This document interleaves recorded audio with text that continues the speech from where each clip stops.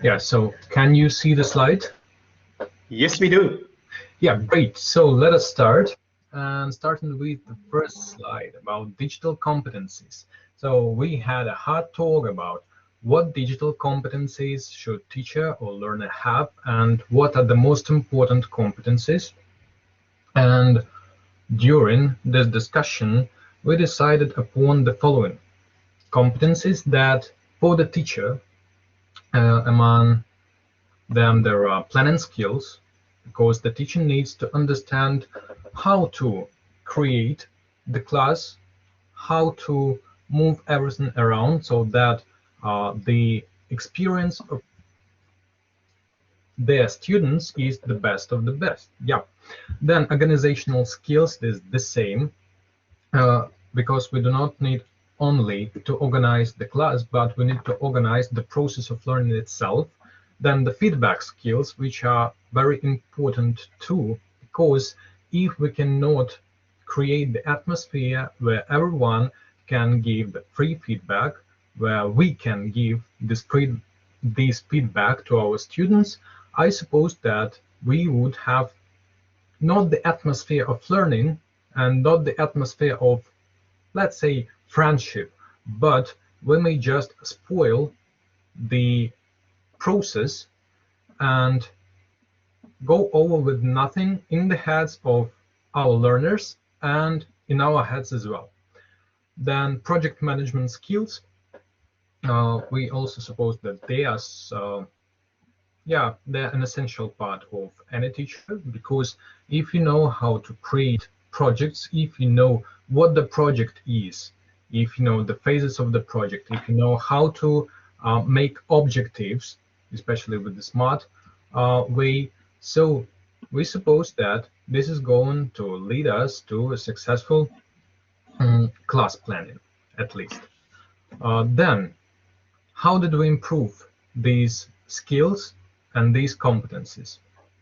So first of all, it is important to our mind to understand the learner, and then to align our tools that we are going to use, digital tools especially, with their needs, and also align our digital strategies.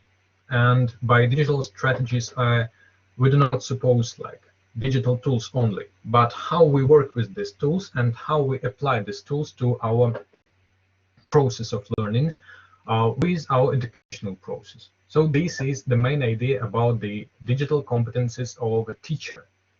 If we speak about the learner, so the main competencies that we have mentioned are interpersonal and communication skills, because it is important for them to be able to communicate with each other despite the fact that they are not situated in the same room, at least. And now this situation is very difficult, and actually we can say without offline communication, it was very difficult to start learning experience feeling natural. Then collaboration and teamwork skills, so that they can get even more experience from the classes by working with each other. Then creative and rational thinking, which would help them to um, to implement and to design their own ideas and to implement them into the working and learning process. And this is very important to our mind. And team thinking, because everybody is responsible for everyone. And by teamwork and team collaboration, we suppose that the experience and the progress of the group can be even higher than working one by one. And how did we improve? I suppose that everything is pretty simple. First of all, of course, it depends on the competencies of a teacher and the improvement of the teacher's competencies, and it is very important for the teacher themselves to help students understand what they need to do or what they can do, what freedom of actions they can have.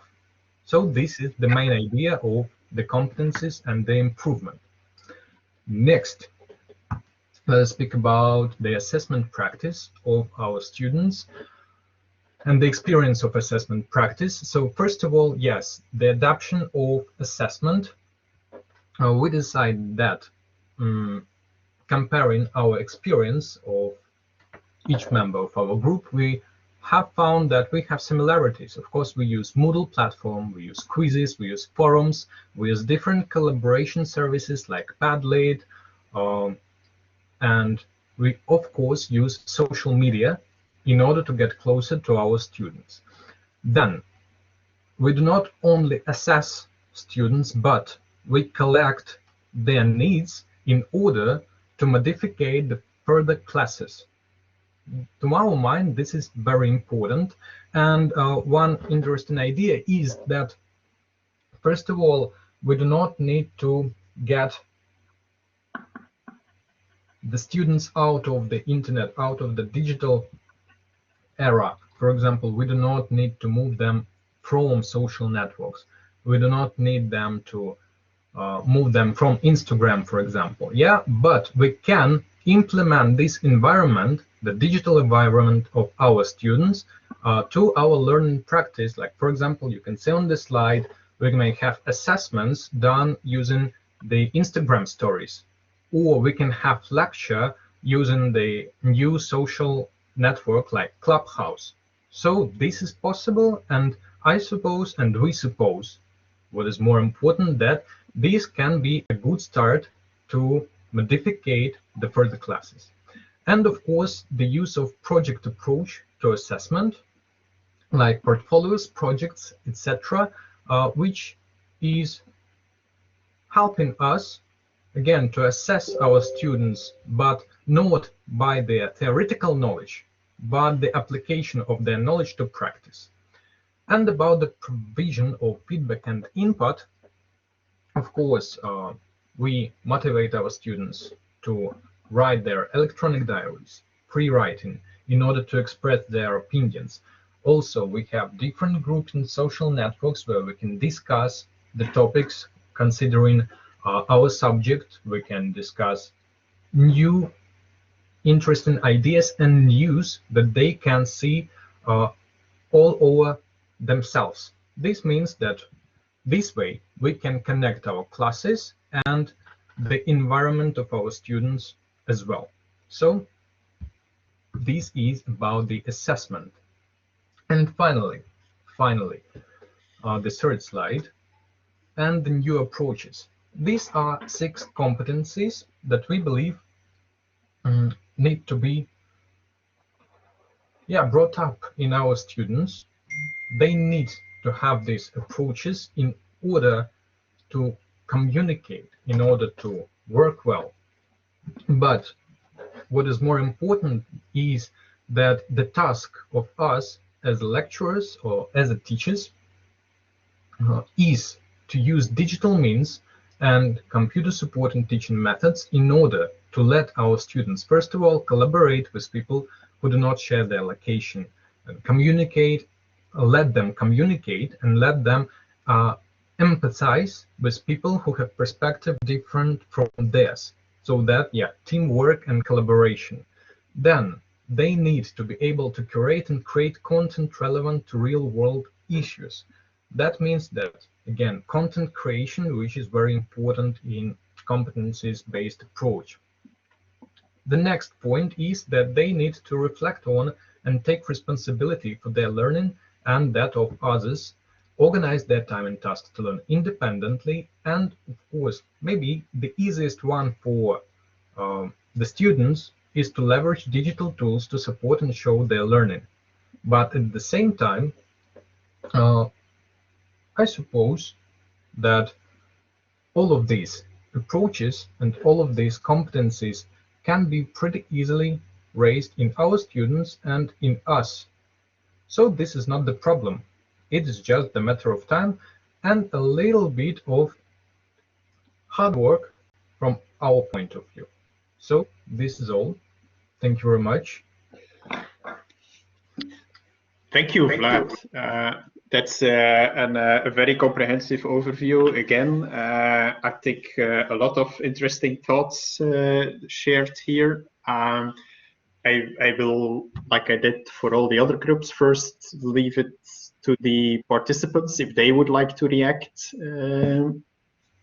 Anything that oh yeah, Saba is saying that one of the most interesting takeaways is the use of project approach for assessment. Yes, that's certainly something that we could learn here. Is there anyone else who would like to react on certain aspects? If not, then maybe I can start again. I think if I go back to slide number 1, what I liked there very much was the things you mentioned when you said how did we already improved on growing in competences. I think when you said for the teachers that one thing that helped was to better understand our learners and to try to align better with their needs. I think that this is very important. We touched upon that a little bit. It's very important to know who are our learners nowadays, in what kind of environment are they indeed living, working, studying, and how can we then try to include that environment more closely to the learning environment. And that was then something that you then later on mentioned very well and explicitly also on slide number 2, where you said that it's important that we implement the digital environment in which our students are embedded, let's say, into the learning environment and make learning experiences out of that. I think that this is an interesting aspect of what you mentioned here. And then, what I also liked very much on slide number 1, and I never, I have to admit I never thought about that. That this was also an important aspect that we should explicitly mention. We sometimes take it for granted, but you said that for students to grow in their competences, it's important that we conduct a proper onboarding of the students in the course. And I think, that's a good point, to take the students from the very first moment on with you and try to make sure that everyone is along the same line and has the same vision. We say in Dutch that all our noses are in the same direction, and that's the competences, the starting competences of our students are more or less equal, so that everyone feels happy. I think that this is well, to me, it's true. And we take it, like I said, for granted. We assume that this is happening, but paying a bit more attention to it and make sure that the students feel welcome in a sense, and that this is an important way forward. I also liked the fact when you said that team thinking is an important skill for our students, and you phrased it as follows: everyone is responsible for everyone. And I think that again, I have to agree with what you say. It's and I can also add, it's maybe not only for the students here, but it is something that could apply also for us as teachers. If we are part of a teaching community, teaching team, teaching staff, a university in general, I think that we should always feel that we are responsible for each other, and that we are working together, and that means that we are not lacking behind. We are all trying to do our utmost best, and we are really trying to cooperate, to communicate, to collaborate, and we feel that this responsibility is something, very important. So I very much appreciated that when you said this. Okay, and also your slide number 3, I think that this is a very good list of things that we could do in the future, and that could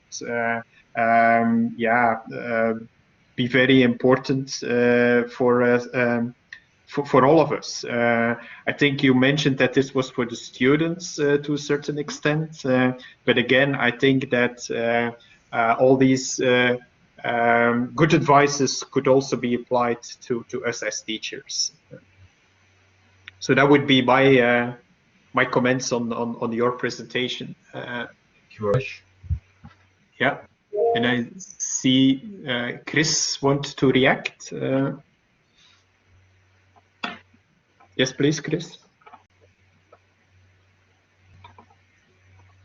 Chris, you have to unmute your microphone, I guess. I just want to add one thought. The general thoughts in this presentation is that teaching is really meant for the learners. And that is why we need to know our students. We need to know them from the start. And we need to make our courses fit for use and fit in use. So that was a general thought I wanted to add. Okay. Yeah. Thank you. Okay, ladies and gentlemen, we are at the end of the presentations, and we are also nearly at the end of this training.